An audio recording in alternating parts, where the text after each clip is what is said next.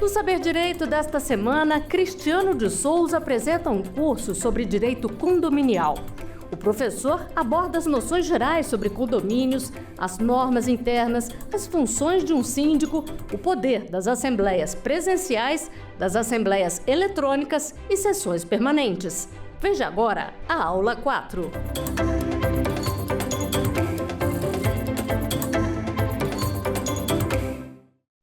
Bem-vindos ao Saber Direito. Meu nome é Cristiano de Souza e hoje nós vamos conversar a respeito de assembleias condominiais.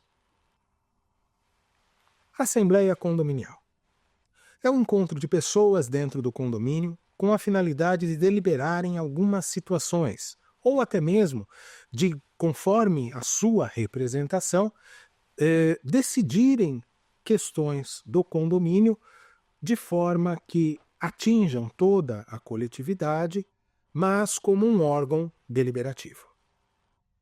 Não temos nenhuma obrigação de ter assembleias onde as pessoas estão presencialmente ali sentadas, conversando, discutindo. E esse é um ponto que antes até da pandemia, no setor condominial já se discutia. As possibilidades das assembleias não serem totalmente presenciais. O que vai reger as assembleias é a própria convenção. O artigo 1334, no seu inciso 3º, trata do assunto relativo a assembleias. As assembleias, nessa contemporaneidade que nós temos, trazidas pelo Código Civil, como não só reuniões, mas também como um órgão deliberativo. Aonde nós vamos ter, pelo Código Civil, a sua legalidade. Pela sua convenção, nós vamos ter a questão da legitimidade. E no regimento interno, nós vamos complementar estes assuntos com referência às assembleias eletrônicas. Essas três condições são essenciais para que tenhamos a validade desta solenidade. Esta solenidade que, sem sombra de dúvida, é o ápice de toda a administração do condomínio. Por ela é que o administrador vai tomar providências, por ela é que você, eu, que moramos em condomínio, vamos assumir algumas posturas dentro do condomínio. Validade significa que a assembleia foi legítima e legal. Passou por todo o crivo da legislação e seguiu todas as normas que nós mesmos estabelecemos na nossa convenção. Isto é uma assembleia válida, legítima e legal. Assembleia, então, não se trata só de uma simples atividade que todo o proprietário exerce. Ela se trata de um órgão específico que vai daquele órgão sair regras, decisões, projetos, definições.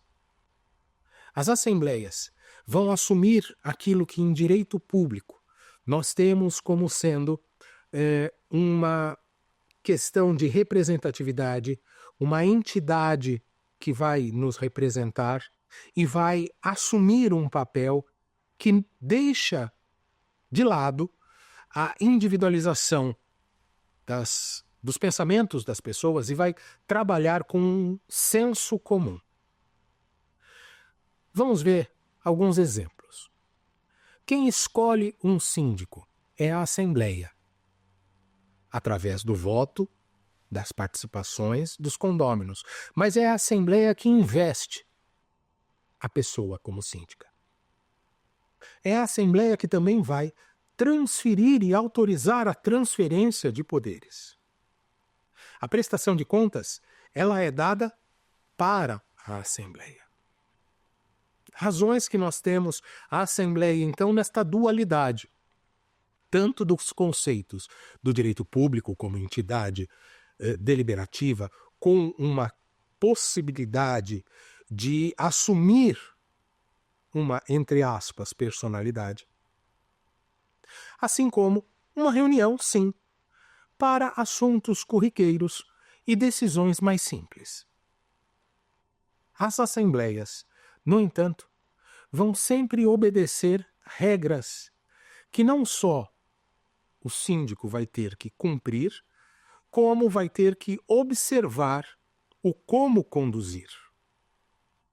Ele cumpre na convocação, de acordo com a convenção, e conduz de acordo com o que está lá no regulamento para as assembleias, na própria convenção estabelecida. Quando eletrônica, nós vamos ter os regimentos internos complementares. Mas esse vai ser um assunto que nós vamos tratar na próxima aula. Então, conceitualmente, as assembleias recebem estes dois conceitos, tanto do direito público como do direito privado. Quanto à convocação, essas assembleias vão ser convocadas de acordo com a convenção, nos critérios que a convenção diz. Porém, a lei estabelece uma diferenciação entre as assembleias ordinárias e extraordinárias. Regra geral, trazida no 1350, que diz que convocará o síndico anualmente reunião da Assembleia dos Condôminos de forma prevista na convenção a fim de aprovar o orçamento das despesas, as contribuições dos condôminos e a prestação de contas, e, eventualmente, eleger o substituto e alterar o regimento interno. Estamos aqui diante de uma regra para questões ordinárias. Ordinárias, como a própria nomenclatura da língua portuguesa define. Aquilo que é constante. Então, anualmente, não estamos falando de uma vez ao ano, e sim anualmente. Anualmente pode ocorrer mais de 3 ordinárias dentro daquele ano calendário. Haverá uma assembleia para previsão orçamentária, onde receitas e despesas vão ser aprovadas. Haverá uma assembleia ordinária também para prestação de contas, e haverá uma assembleia para eleição. Percebam que o assunto com referência a regimento interno, regimento interno está vinculado também à questão ordinária, porque pode ser alterado com maior constância dentro do condomínio, de acordo com a população, de acordo com as áreas que você tem, de acordo com os investimentos que você fez para trazer maior conforto àquela população. Então, nesta condição, a gente pode dizer que as assembleias ordinárias não estão para o tempo. Não estou falando que as assembleias ordinárias ocorrem uma vez ao ano, não é o tempo que define, mas define a matéria que vai ser trazida naquela assembleia. Havendo, então, uma destas matérias na convocação, naturalmente eu tenho uma assembleia ordinária. Uma outra questão que as assembleias ordinárias, que estão ali previstas no 1350, devem ser colocadas. Diz ali o parágrafo 1º: se o síndico não convocar a assembleia, 1/4 dos condôminos poderá fazê-lo. As assembleias ordinárias, então, obrigatoriamente têm a convocação pelo síndico, e se ele for omisso, provocado inclusive pela coletividade, mas continuar na omissão, 1/4 poderá fazê-lo. As assembleias ordinárias não são provocadas por 1/4 naturalmente. As assembleias que são provocadas por 1/4 naturalmente são as assembleias extraordinárias. As extraordinárias, que estão previstas ali no 1355, diz o Código Civil. As assembleias extraordinárias poderão ser convocadas pelo síndico ou por 1/4 de condôminos. Quem seria esta Assembleia Extraordinária? Bom, todo o assunto que não temos lá no 1350. Quais seriam estes assuntos que nós não temos no 1350? Aquilo que não é corriqueiro, aquilo que não está no dia a dia do condomínio, não está previsto para acontecer, mas acontece. Por exemplo, temos ali a destituição do síndico. Destituição do síndico é uma assembleia extraordinária, de provocação de um grupo de 1/4, ou até mais, se assim disser a sua convenção. Um outro assunto que pode ser extraordinário é a alteração da sua convenção. Também não é do dia a dia eu alterar aquilo que é administrativo e requer um quórum especial. Então, se eu alterar a minha convenção, eu recebo ali a necessidade de ter 1/4 fazendo a convocação, se não for o síndico. Mas, Cristiano, e se houver matérias uma com a outra? Matérias que são ordinárias com matérias que são extraordinárias. Bom, apesar de ser um conceito, uma questão conceitual, nós temos que aquilo que é ordinário chama o extraordinário.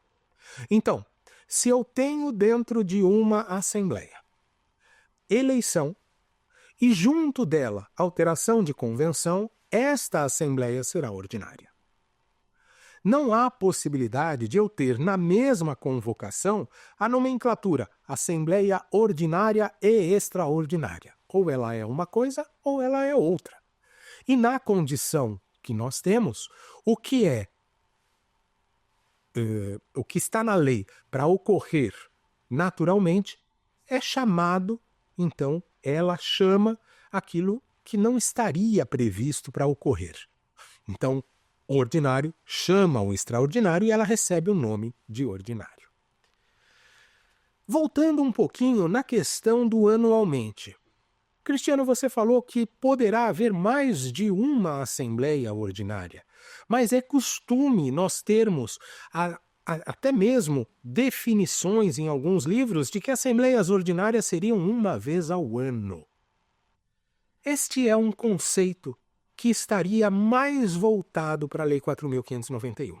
O Código Civil, quando ele muda a terminologia e coloca que convocará o síndico anualmente, ele dá a possibilidade de que previsão orçamentária, por exemplo, ocorra no mês de novembro, dezembro, para a entrada do próximo ano calendário.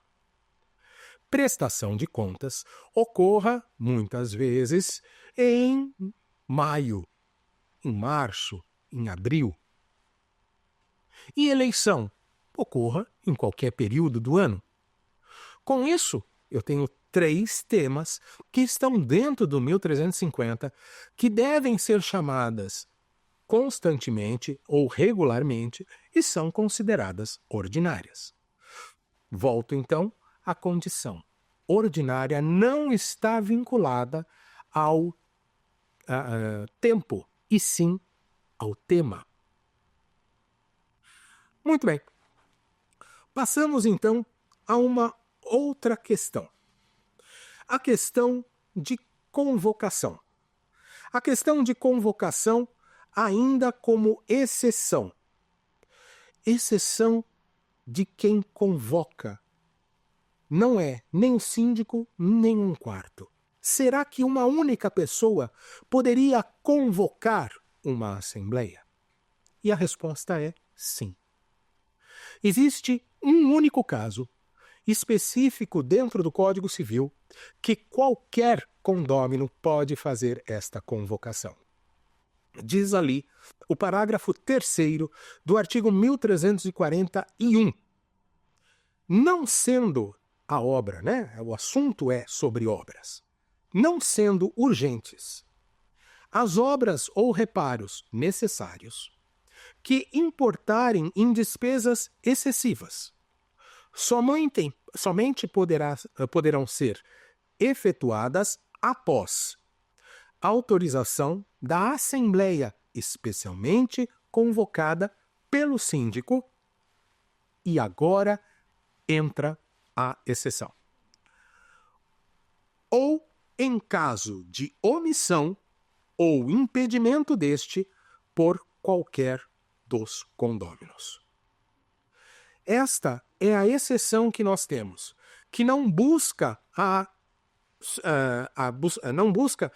condição de um quarto, não busca a condição de número específico, não busca a condição outra que não seja o síndico e na omissão dele.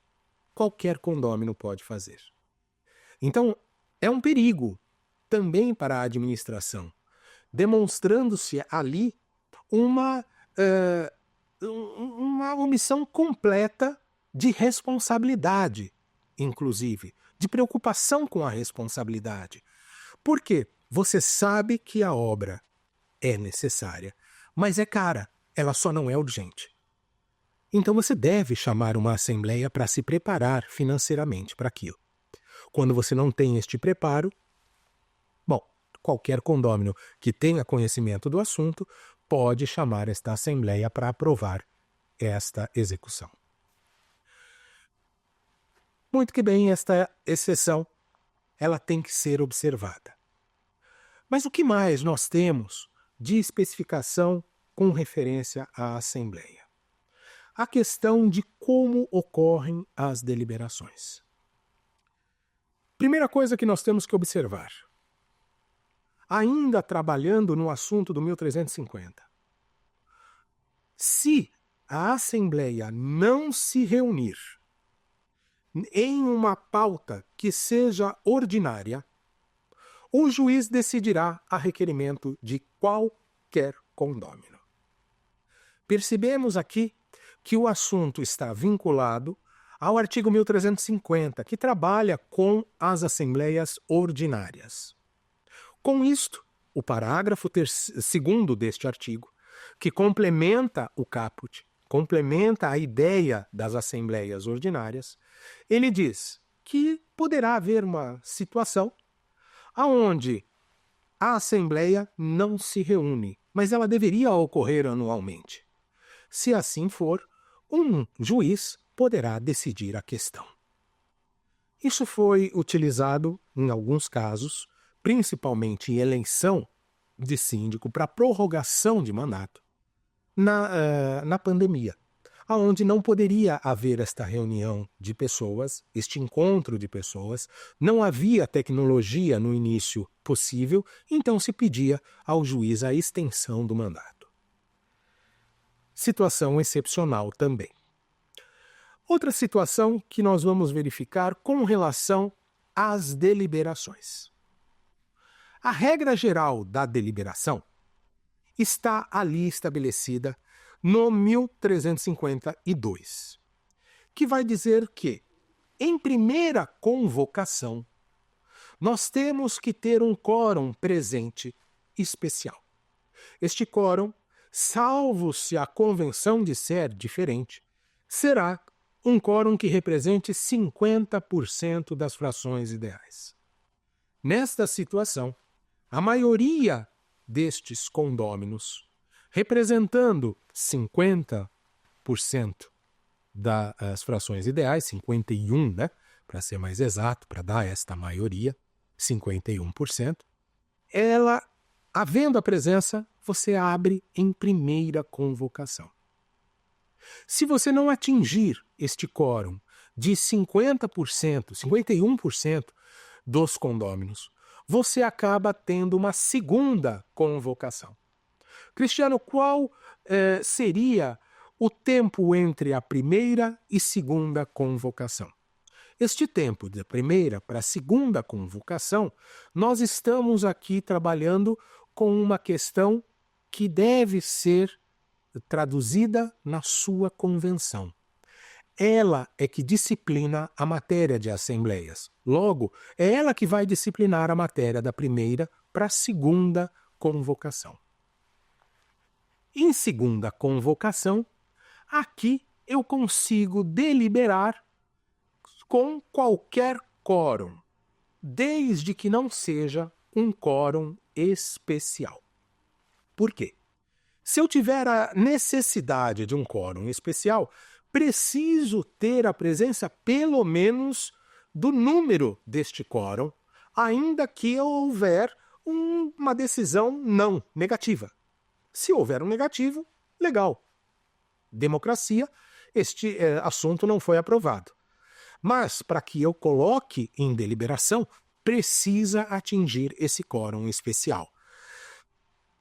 Daqui, nós vamos ter a possibilidade de, quando não atingimos em segunda convocação esse quórum especial, a sessão permanente. Uma matéria que nós vamos tratar especificamente na próxima aula. Outra situação que nós temos que ver com relação às deliberações é a situação com referência ao peso do voto. O voto em condomínios tem o seu peso equivalente à fração ideal. Possível, no entanto,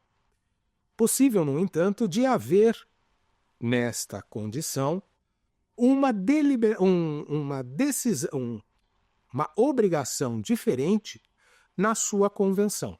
Como assim? Vamos explicar. Dentro do meu condomínio, eu tenho a representatividade da fração ideal, que é o quanto a minha unidade representa no todo. Essa fração ideal está lá na especificação, está repetida na convenção, está na minha matrícula do imóvel. Porém, o meu condomínio, ele tem vários setores. Setores que têm, inclusive, interesses diferentes do meu. O meu é residencial. E tem setores que são comerciais, tem setores que nós temos lojas, tem setores que são escritórios, tem setores de hotelaria. Assuntos diferenciados. Então, o que há a possibilidade? Assim como nós temos o quadro de coeficiente de rateio que não está de acordo com a fração ideal, também nós vamos ter a possibilidade de criar quadros com representação e peso de voto, aonde a somatória de todos vai sempre dar 100%. Então eu tenho lá um setor 1, que é o setor residencial. Cada apartamento vai ter um peso no seu voto que não é igual à fração ideal, mas que a somatória de todos dá 100%. Eu tenho o setor 2, que é, de repente, os escritórios mais as lojas. E eu tenho a coletividade como um todo, aonde eu vou ter um assunto, por exemplo, eleição, e ali cada um vai com o peso do próprio voto, pela fração ideal. Essa condição nós vamos encontrar dentro do Código Civil, remetido à convenção do condomínio. Muito que bem. Outra regrinha especial. Se as pessoas não forem convocadas, não pode o assunto entrar em deliberação. É uma regra específica, que nós não estamos falando que a pessoa recebeu, mas sim que o condomínio emitiu a convocação. Se o condomínio deixou de fazer esta emissão de acordo com a convenção, nos termos que a convenção estabelece, no prazo prévio que a convenção estabelece, nós temos então um problema. E este problema determina que não pode ser o assunto levado à deliberação. Uma outra questão que nós podemos tratar também com referência às deliberações. A diferença de como nós vamos encontrar os quórums de maioria simples com quórums qualificados. Na maioria das vezes, vamos ter os quórums simples, de maioria simples, aqueles presentes em assembleia. E os quórums qualificados com a totalidade do condomínio.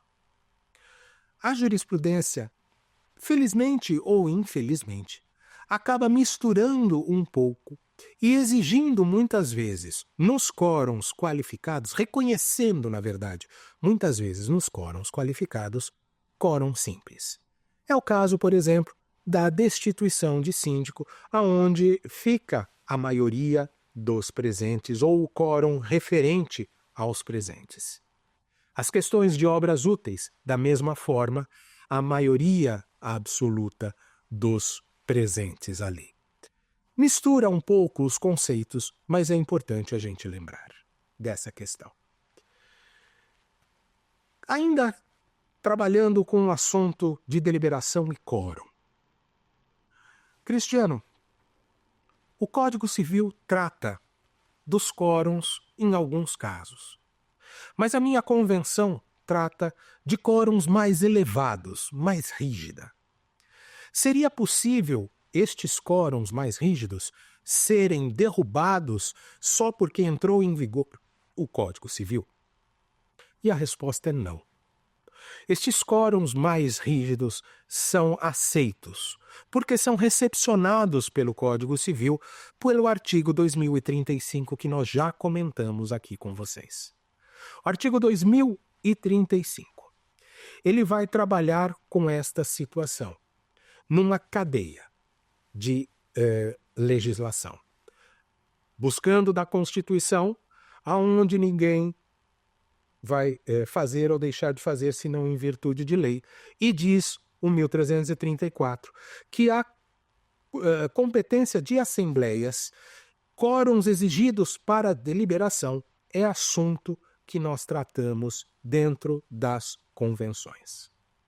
O artigo 2035, nesses assuntos, respeita isto, porque é um assunto que compete à coletividade. Não é algo que é imposto pela legislação. Por isso que nós temos a leitura sempre de, no mínimo, ser os quórums que estão na lei. A sua convenção pode estabelecer até um quórum mais pesado. Lembrando, claro, que não há possibilidade de prejudicar alguém com isto. Aí nós encontramos a barreira do 1228, parágrafo 2º, aonde é vedado prejudicar alguém em função de qualquer interesse pessoal. Bom, para falar a respeito dos quórums, nós vamos encontrar dentro dos condomínios uma base de 5 quórums. Primeiro, os quórums com unanimidade. As questões que se voltam com referência às estruturas do prédio. Questões que estão, inclusive, dentro das especificações de condomínio. As questões com relação a 3/4 da totalidade. São as razões das multas do antissocial e as multas comportamentais com reincidência, trazidas no 1337. 2/3. As alterações de convenção, as alterações de destinação e as questões com referência a multas não previstas na convenção. A questão com relação de maioria absoluta, que muitas vezes os tribunais reconhecem que pode ser apenas dos presentes. É o caso, por exemplo, da destituição de síndico, trazida no 1349. Obras úteis também, da mesma forma. Os tribunais acabam reconhecendo que não seria da totalidade, seriam apenas dos presentes. Estas questões acabam trazendo outras visões para os condomínios. A visão de uma flexibilização por entendimento jurisprudencial. No entanto, quando a lei trabalha com assuntos com referência a 51% ou falando sobre maioria absoluta, ela, para mim, está trabalhando com o assunto da totalidade. Um outro quórum que nós vamos encontrar é a questão da maioria simples, e ali nós temos todos os outros assuntos não trabalhados com os quórums especiais. Aprovação de contas, prestação prestação de contas, previsão orçamentária, eleição de síndico. Nesse aspecto, a gente tem que observar também algumas condições que são estabelecidas dentro de uma convenção.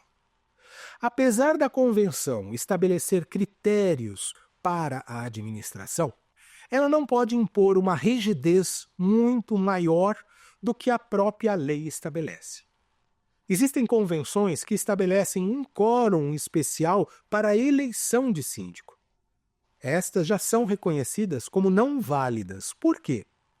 Porque, no caso, a norma do Código Civil não estabelece que haja necessidade de quórum especial. Logo, nós então temos o Código Civil como uma norma cogente, como uma norma de possibilidade da coletividade como um todo trabalhar isto num assunto de maioria simples. Toda a Assembleia possui várias fases para que ela possa ser executada. Quais seriam estas fases? Primeira delas, conhecimento. Eu preciso entender o que vai acontecer dentro da Assembleia e o que precisa o condomínio. Eu preciso saber, então, quais são os conteúdos que eu vou levar até a Assembleia. Não há possibilidade de Assembleia surpresa. Isso tem que estar previamente preparado. Segunda parte. Eu preciso conhecer o conteúdo e colocá-lo numa convocação planejada para que assuntos específicos, comportamentais, que tenham questões objetivas, não se misturem com questões subjetivas de coro, muitas vezes, emocional. Eu preciso fazer esta separação dentro da minha coletividade para que haja um ordenamento de deliberação racional. Após eu ter esta convocação expedida, inicia-se debates com a apresentação de documentos, com a apresentação de orçamentos, com tudo o que é necessário. Mas ainda não começou a Assembleia, sim. Mas dentro do condomínio, a transparência e os debates têm que ocorrer de forma natural. Porque os debates não são para destruir, mas sim para construir uma harmonia dentro do condomínio. Estes debates vão acabar levando a deliberações desta Assembleia. E na Assembleia, muitas vezes, se você colocou toda a transparência na mesa, as deliberações vão naturalmente ser trabalhadas de forma a conduzir todos para um pensamento harmônico. Este pensamento harmônico, essa deliberação, vai ser refletida na ata. E essa ata, depois que registrou todo aquilo que aconteceu na Assembleia, de forma resumida, porém, de forma a manter uma ordem histórica dentro deste condomínio, para que todos saibam no futuro o que ocorreu, qual foi a pergunta, qual foi a resposta e exatamente como foi a execução disso, possa registrar dentro deste condomínio a vida desta população. Esta ata, conforme as normas da 4.591, acaba sendo depois divulgado os resultados. A ata pode ser divulgada? Pode, se a sua convenção assim estabelecer. A ata, geralmente, ela não precisa ser divulgada, salvo se a sua convenção estabelecer. Mas as deliberações precisam ser divulgadas, porque todos aqueles ausentes precisam saber o que aconteceu. Além de saber o que aconteceu, precisam respeitar se teve alguma norma. Por isso que a gente acaba falando, divulguem a ata. Porém, a ata tem muitas vezes dados pessoais do síndico. Ela poderia receber uma tarja negra no CPF, no nome do síndico, no endereço que o síndico apresentou? A resposta é não. Mas por que não, Cristiano? E a proteção, a Lei Geral de Proteção de Dados?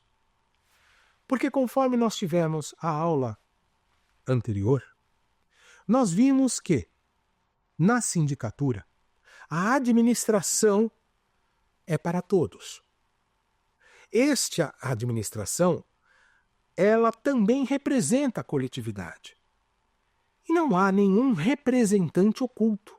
Esse representante para esta coletividade, ele tem que se expor. Ele tem que se apresentar. E as pessoas têm o dever, ou melhor, a obrigação, ou melhor, o direito de receber a informação de quem está administrando para eles. Então, não há possibilidade de se esconder dados para a exposição de uma ata. No planejamento de uma assembleia, no planejamento que eu vou fazer para esta convocação, 4 elementos são essenciais para que eu possa fazer um bom planejamento de uma assembleia. Primeiro deles, a pergunta: o que vai ser trabalhado? O assunto que vai ser trabalhado. Segundo, a questão com relação a para que eu vou trabalhar este assunto? Necessidade das pessoas. Terceiro, por que tem interesse as pessoas neste assunto? E quarto e último, a questão de com que meios eu vou fazer esta assembleia. Parece pouca coisa, mas não é. Entender que a minha coletividade tem acesso mais fácil à internet. Tem tecnologia na mão. Entender, então, que a comunicação tem que ser diferenciada, tem que ser uma comunicação mais direta, mais assertiva, sem muitos rodeios. Entender que não é necessário eu apresentar anexos em papel, mas apenas um QR Code, de repente. Entender que a exposição não precisa ser só palavras, mas eu posso fazer um vídeo, eu posso apresentar resumos.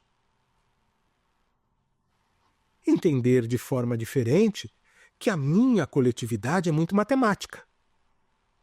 E se ela é mais matemática, planilhas, gráficos poderão ser apresentados.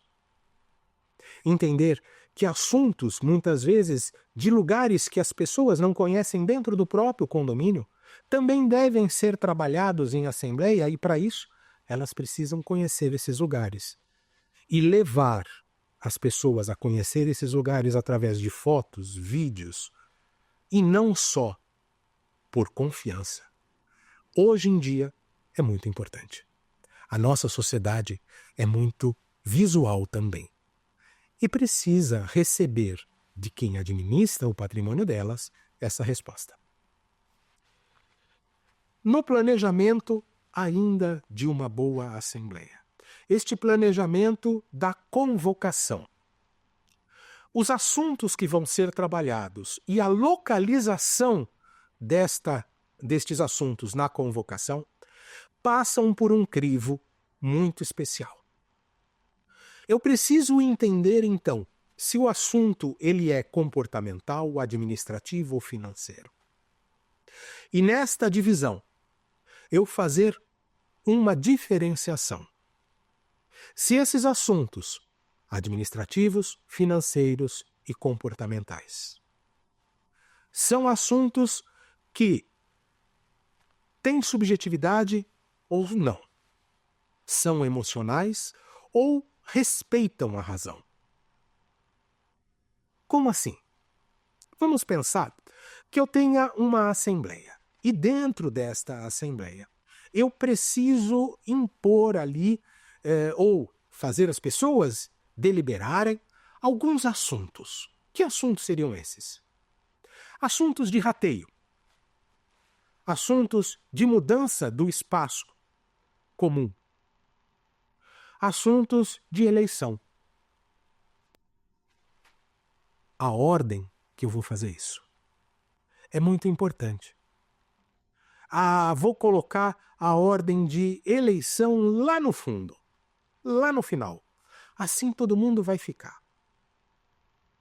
coloco o assunto bem emocional.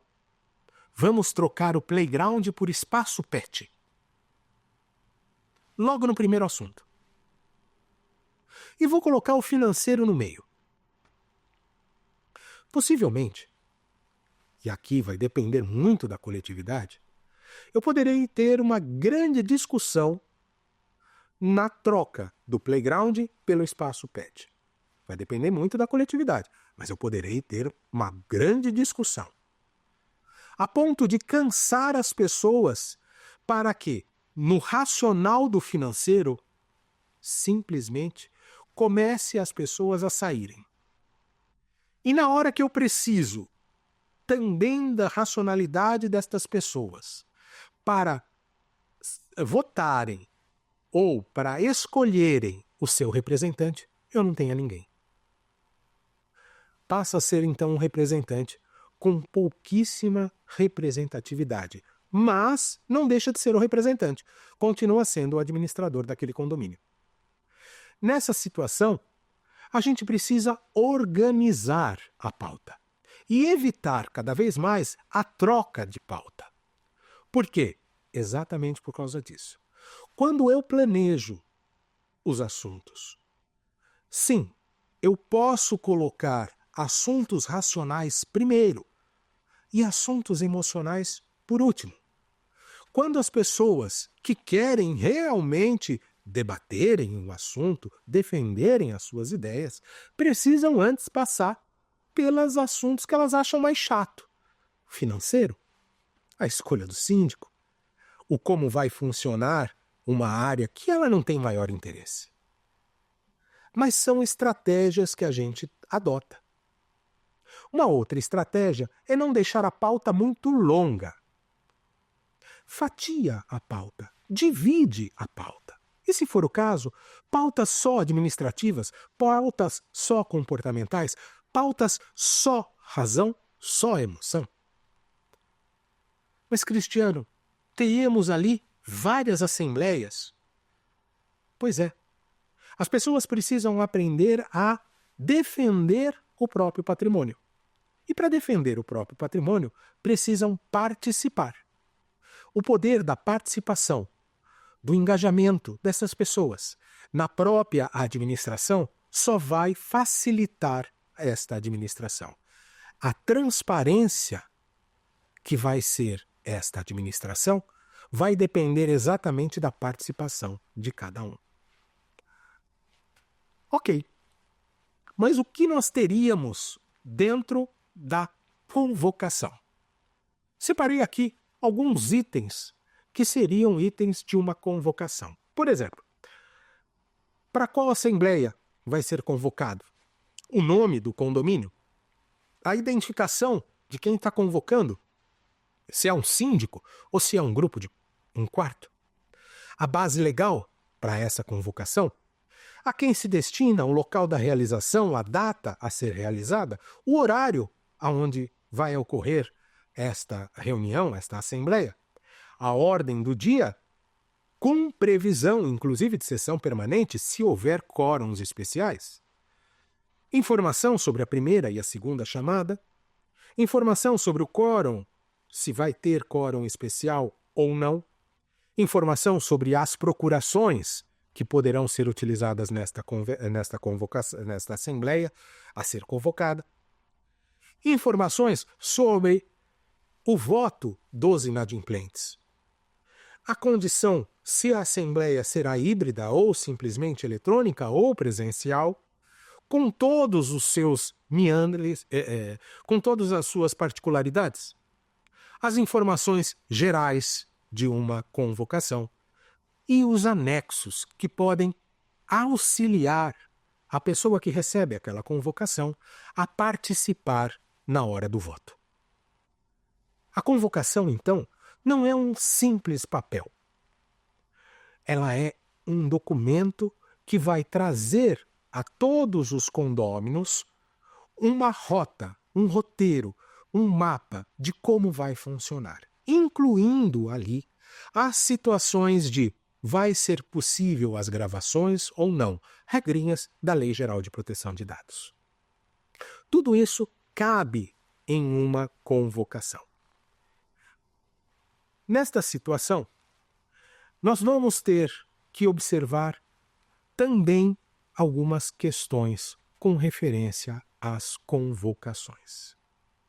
A convocação, quando feita por um quarto, não se trata de um pedido de abaixo-assinado que um quarto das pessoas solicita para a administração fazer a convocação. Um quarto convoca. Se um quarto convoca, significa que esta convocação estará assinada por um quarto de pessoas. E esta convocação deverá seguir todas as exigências que a convenção estabelece. Um quarto de pessoas vai fazer a convocação determinando o dia, a hora. Ah, mas eu não sei se as pessoas vão poder.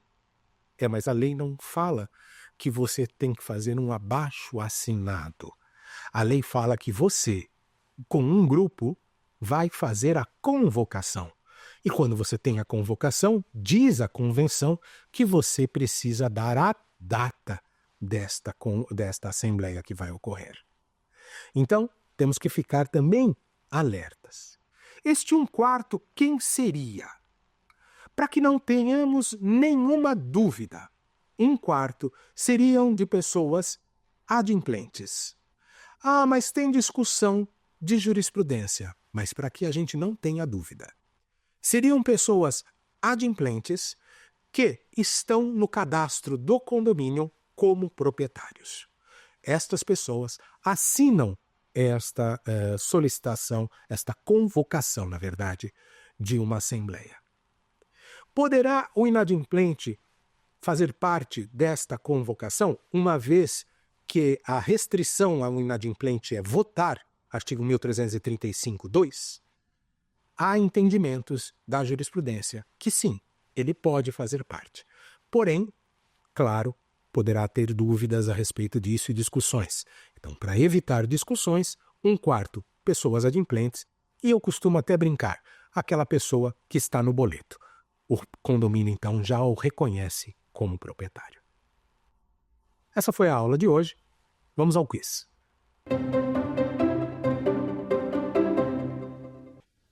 Assinale a opção que não se refere às assembleias ordinárias. Opção A. Devem ser convocadas pelo síndico prioritariamente. Opção B. Tratar de matérias de destituição de síndico. Opção C. Tratar sobre previsão orçamentária e previsão de contas. Opção D. Tratar sobre escolha de novo síndico e regimento interno. Resposta: da opção que não se refere às assembleias ordinárias, tratar sobre a matéria de destituição de síndico. Não é todo dia que você vai colocar um síndico que foi escolhido por uma assembleia para representar o condomínio para fora do condomínio. Você só vai colocá-lo para fora excepcionalmente. É uma regra excepcional. Uma regra que não está no cotidiano do dia a dia do condomínio. Então ela é feita por uma situação excepcional. Convocada por um quarto, porque até pode ser o próprio síndico convocar, mas é uma regra que geralmente um quarto faz a convocação para a destituição deste síndico. Lembrando que ele sendo destituído, quem assume a função dele é o próximo que a convenção estabelece. Se não tiver ninguém que a convenção estabeleça, então a própria assembleia que destitui coloca alguém em mandato tampão. Próxima pergunta.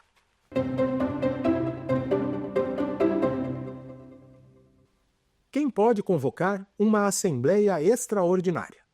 Opção A. O síndico e um quarto de locatários. Opção B. Um quarto de locatários e condôminos. Opção C. O síndico ou um quarto de condôminos. Opção D. Qualquer pessoa, junto com um grupo, forme um quarto do todo. Opção certa. Quem pode convocar uma assembleia extraordinária? O síndico ou um quarto de condôminos. Assembleias extraordinárias não são aquelas rotineiras. As rotineiras, somente o síndico convoca. E se ele estiver ausente ou deixar de convocar, um quarto poderá substituí-lo. Nas extraordinárias, não. Há uma concorrência. O síndico ou um quarto. Por isso que os assuntos, inclusive contrários a este síndico, como destituição, podem ser convocados por um quarto. Próxima pergunta.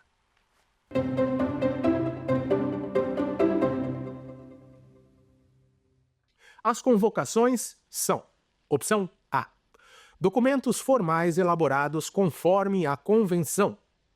Opção B, abaixo-assinados que devem seguir as regras do regimento interno. Opção C, documentos que devem ser assinados pelas administradoras ou escritórios de contabilidade. Opção D, relatórios que tratam dos assuntos deliberados em assembleia.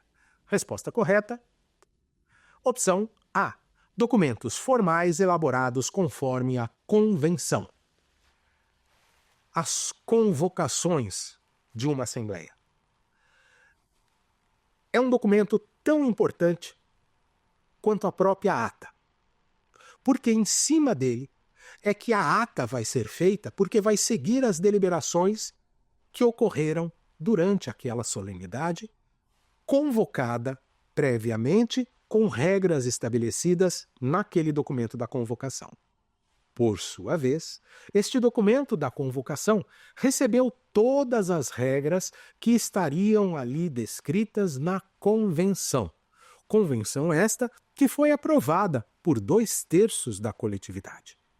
A importância desta convocação é enorme, porque é ela que também vai trazer os anexos que vão instrumentalizar ou instruir as pessoas que vão participar com resumos de contratos, exemplos financeiros a serem apresentados, prestações de contas e tudo mais que é necessário para uma boa deliberação racional.